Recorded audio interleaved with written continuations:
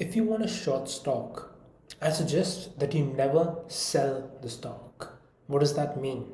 Now, whenever you go short a stock, what basically happens is that you borrow shares from someone. So it's like, let's say two people, person A and person B. So person B wants to short the S&P 500 and person A owns, let's say, one share of the S&P 500. So what happens is that person B, through his broker, he borrows that one share from person A. So he buys that share from person A at a certain price and sells it. So say the stock is trading at $100. He has borrowed one share which he shorted, which he sells essentially. So what happens is that if the S&P drops to $50, he then buys that back at 50. So what does that mean? He buys at 50, but he sold at 100. So he creates a profit of $50 in that case. But what if the opposite happens? What if the S&P goes up to 150? What's going to happen is that he's going to have to buy back the stock at 150, but he sold at 100. So what happens is that he loses $50 over there. That's the problem with shorting a stock. The other issue is that technically, if you're long a stock, what could happen is that the stock could just go to zero.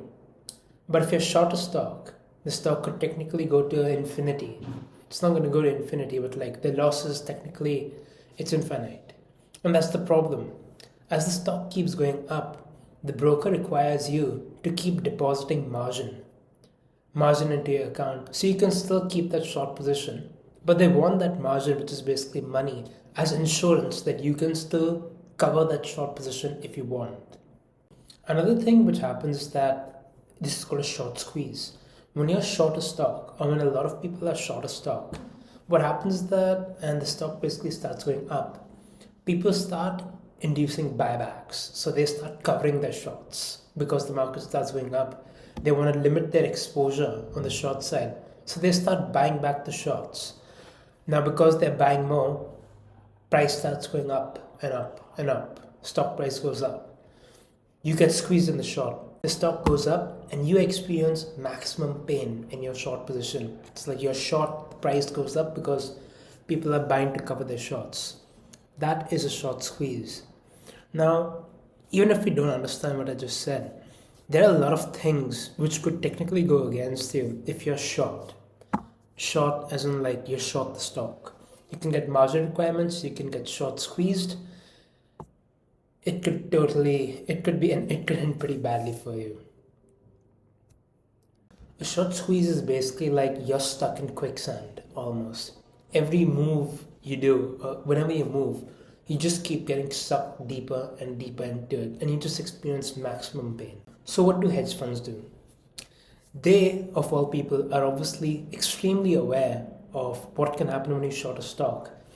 And as a matter of fact, they've actually also made a lot of mistakes. For example, Bill Ackman, the CEO and founder of Pershing Square, lost a significant amount of money in his short Herbalife, where he experienced maximum pain.